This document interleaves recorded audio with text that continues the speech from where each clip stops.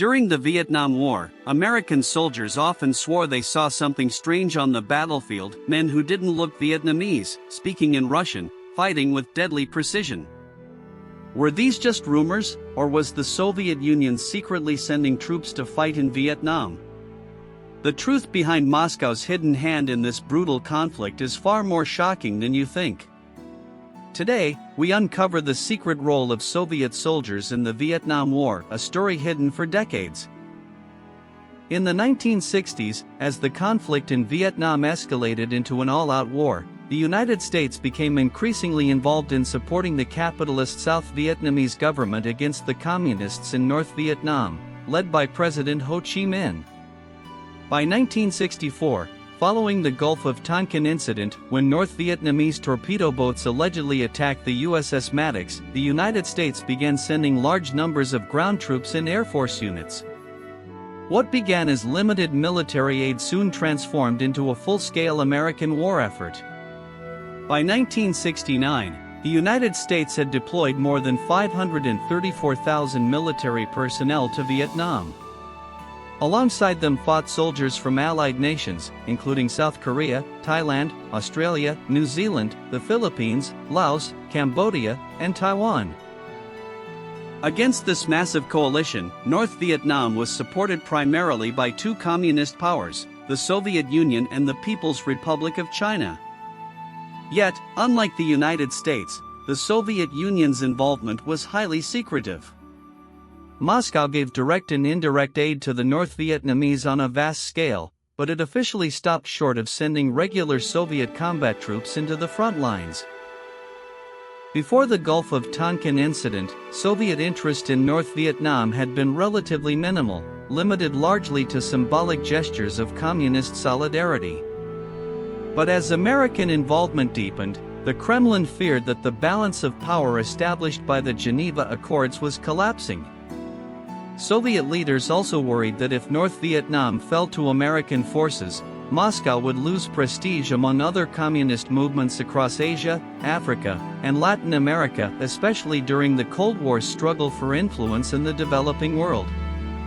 Adding to this, the Sino-Soviet split had driven a wedge between Moscow and Beijing. Determined to outmaneuver China in influence over Vietnam, the Soviets, under the leadership of Leonid Brezhnev, dramatically increased their commitment. By 1969, the Soviet Union had replaced China as North Vietnam's biggest backer, supplying around $1.5 billion annually in weapons, vehicles, and other aid. The Soviets supplied enormous quantities of military equipment. Small arms, including huge numbers of the now iconic AK-47 assault rifle. Tanks such as the PT-76 amphibious light tank. Jet aircraft like the MiG-21 Interceptor. Helicopters, artillery guns, and trucks. Medical supplies and expertise.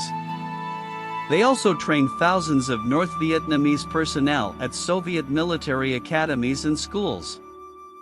At the same time, around 2,000 Soviet advisors were stationed in Vietnam, assisting with radar, anti-aircraft operations, and training.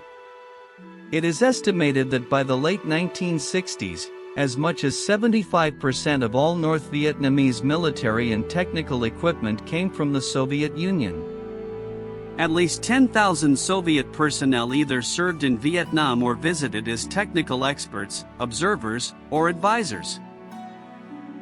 Still, Soviet aid paled in comparison to American support for South Vietnam. Supplying North Vietnam was logistically difficult. After the Sino-Soviet split, equipment could no longer move overland through China, forcing Soviet ships to transport supplies more than 7,500 miles by sea from Eastern Europe. This long route was dangerous.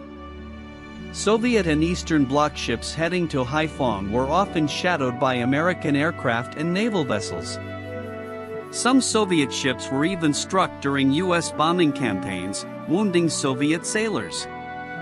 Unlike Chinese aid, which was usually given as a loan to be repaid later, most Soviet assistance came as direct aid, a political decision designed to strengthen Moscow's influence. Before Soviet aid surged, China had been the largest external supporter of North Vietnam.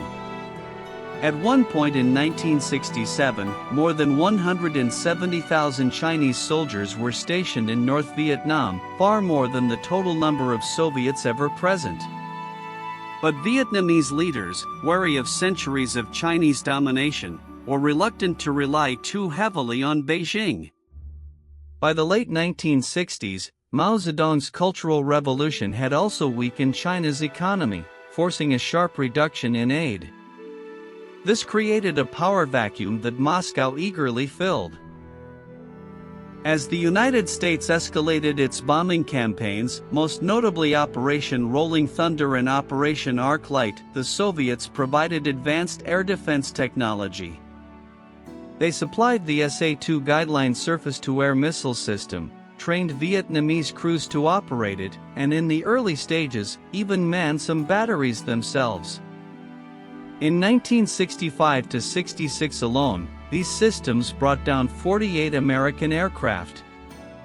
Officially, the Soviet personnel were military experts, not combat troops, a convenient designation that allowed Moscow to deny direct involvement.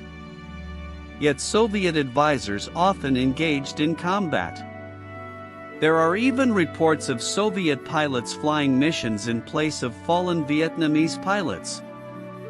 For instance, Colonel Vadim Sherbakov allegedly shot down 6 American aircraft in 1966. Beyond air defense, the Soviets deployed intelligence-gathering ships in the South China Sea, relaying early warnings of U.S. air raids.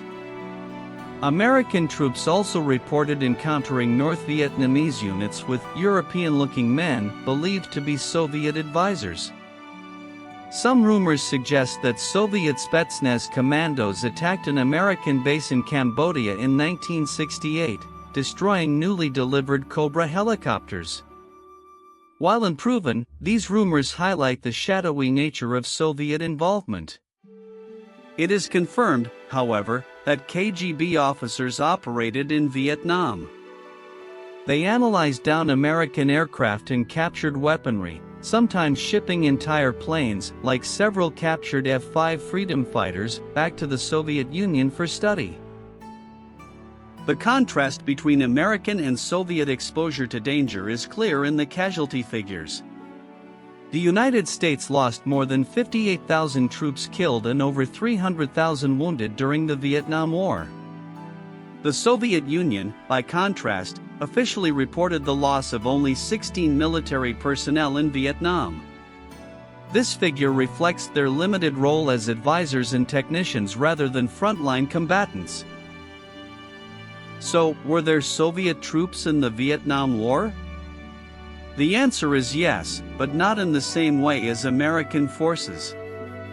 While Moscow avoided sending large-scale combat units, thousands of Soviet advisors, technicians, pilots, and intelligence officers directly supported North Vietnam. They manned air defense systems, trained troops, gathered intelligence, and in some cases even fought in combat, though always under the cover of military experts. In many ways, the Vietnam War was not only a conflict between North and South, but also a proxy battlefield of the Cold War, with the United States on one side and the Soviet Union, indirectly but unmistakably, on the other.